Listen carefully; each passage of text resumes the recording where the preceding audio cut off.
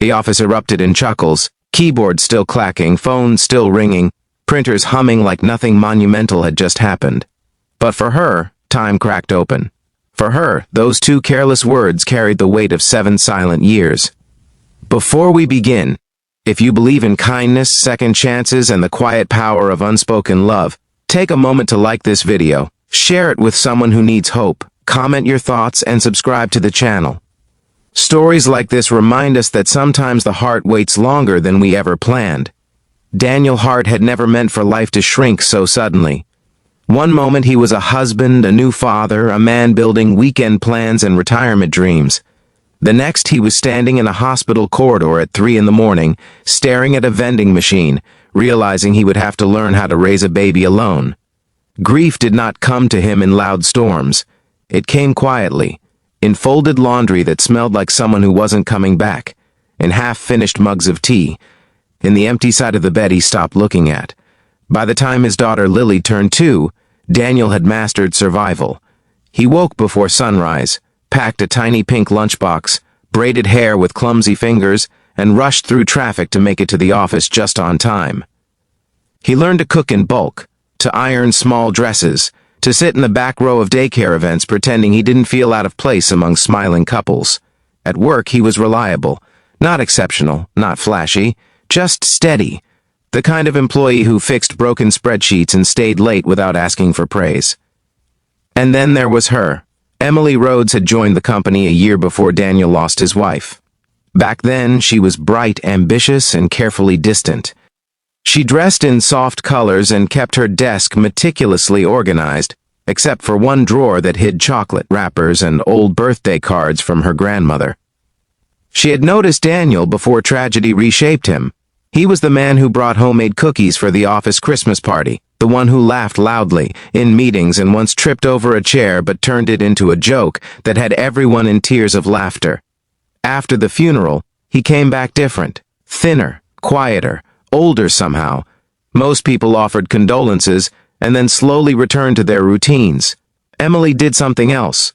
She watched. She watched him struggle with the coffee machine because he hadn't slept. She watched him stare at his phone at exactly 5 p.m., waiting for the daycare notification. She watched him leave work abruptly once when Lily spiked a fever. She never asked invasive questions. She never pushed. She simply started bringing an extra sandwich by accident. She covered small mistakes in reports without announcing it. She learned Lily's name but never used it casually, as if it were sacred. Years passed like that. Daniel survived one day at a time. Lily grew into a bright, talkative little girl who liked glitter shoes and insisted her father attend every school event. He never missed one. But loneliness is a strange companion. It does not scream, it settles. It becomes background noise. By the 7th year, Daniel had grown comfortable in his isolation. He convinced himself he was fine. Love was a chapter he had already read. Some stories he believed were not meant to be rewritten. The joke happened on an ordinary Thursday. The office was preparing for a major client presentation. Stress hung in the air like humidity before a storm. Emily had stayed late all week refining slides, adjusting numbers, perfecting transitions. Daniel had been helping her, mostly because he respected her work ethic, partly because he enjoyed the calm focus of working beside her after everyone else left. That afternoon, when the client unexpectedly postponed the meeting, a wave of relief swept through the room. Someone popped open a soda can like it was champagne. Another colleague teased that all the overtime had been for nothing. Daniel leaned back in his chair, exhausted but smiling. Emily was standing by the conference table, holding a stack of printouts she no longer needed. He looked at her and said it. "After all this teamwork, you should just marry me." It was light, playful, a tired man's attempt at humor. People laughed, but Emily didn't. She felt her chest tighten as if the universe had finally spoken out loud what her heart had whispered in secret for years. She had fallen in love with Daniel slowly, painfully, and without permission. It began with admiration for his resilience. It deepened with every story he shared about Lily's milestones. It solidified the first time she saw him in the parking lot, kneeling to fix a broken shoelace on his daughter's tiny sneaker, unaware that anyone was watching. She never told him. How could she? He was grieving, then healing, then building a world that didn't seem to have space for anyone new. She feared being seen as opportunistic, as someone trying to step into a shadow she could never replace. So she waited. And on that Thursday, when he joked about marriage, she realized she had been waiting for a man who didn't even know she was there. That evening, Emily went home and cried for the first time in years over something that hadn't technically happened. Meanwhile, Daniel forgot about the joke within minutes. To him, it was a harmless comment, tossed into the air and lost among laughter. But something shifted after that day. Emily began to pull back. She stopped staying late unless absolutely necessary. She declined invitations for group lunches. She responded to Daniel's friendly remarks with polite, measured smiles. Daniel noticed. At first he assumed she was busy, then he wondered if he had offended her somehow. He replayed conversations in his mind during his commute home, trying to pinpoint a mistake. The distance unsettled him more than he expected. He started realizing how much of his daily rhythm included her. The way she handed him files without looking because she knew he would be there. The quiet comfort of working in parallel silence. The small, shared glances during long meetings. One night, as he helped Lily with a school project about family trees, she looked up at him with innocent curiosity and asked if she would ever have a new mom. The question struck him harder than he anticipated. He told her he didn't know. He told her families came in many shapes. He told her they were enough as they were, but later, after she fell asleep, he sat alone at the kitchen table and admitted something he had been avoiding. He was tired of being alone. Not because he couldn't manage. He could. He had proven that. But because surviving was not the same as living. He thought about Emily then. He thought about the way she had once brought Lily a small birthday gift, insisting it was just something extra from a sale. He thought about how naturally she listened when he talked about parenting struggles. He thought about the silence that now existed between them. For the first time, he asked himself a question he had never allowed before. What if? The next morning, he arrived at work earlier than usual. Emily was already there, sunlight spilling across her desk. He stood there for a moment, gathering courage that felt oddly similar to the fear he had before proposing to his late wife years ago. He apologized first, not for the joke itself, but for being careless with words that might carry weight.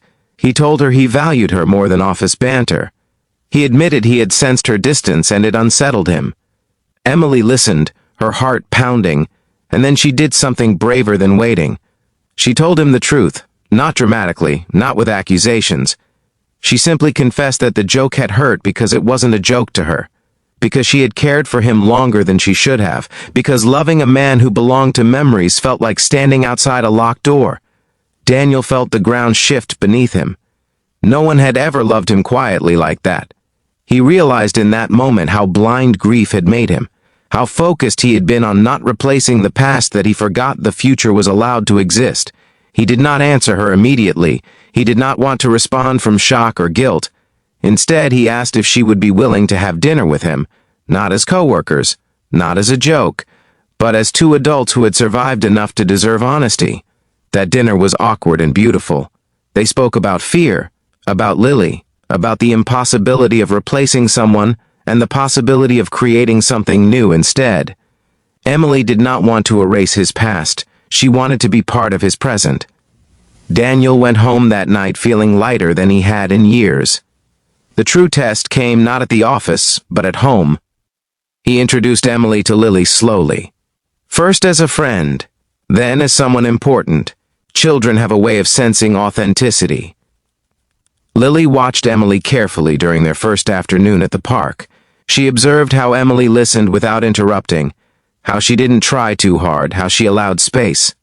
Weeks later, Lily slipped her small hand into Emily's and did not pull away. Daniel watched that moment with tears he did not hide.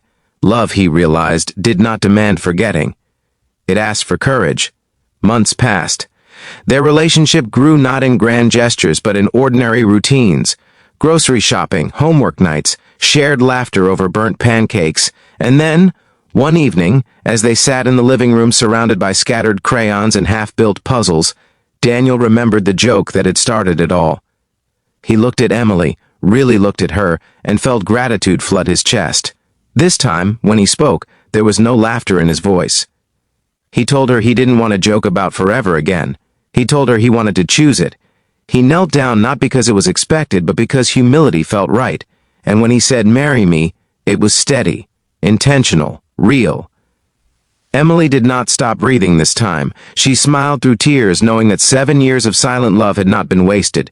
They had been preparing her for a moment that was finally hers. If this story has touched your heart so far, pause for a second and comment the word hope below. Let's fill the comments with reminders that waiting is not weakness. Before we close, if Daniel and Emily's journey moved you, please like this video, share it with someone who believes in second chances, and subscribe to the channel. Your engagement helps stories like this reach hearts that need them. Their wedding was small. Lily walked down the aisle scattering petals with exaggerated seriousness. Daniel felt both the weight of memory and the lightness of new beginnings. Emily did not replace anyone. She simply stood beside him, creating something that had never existed before.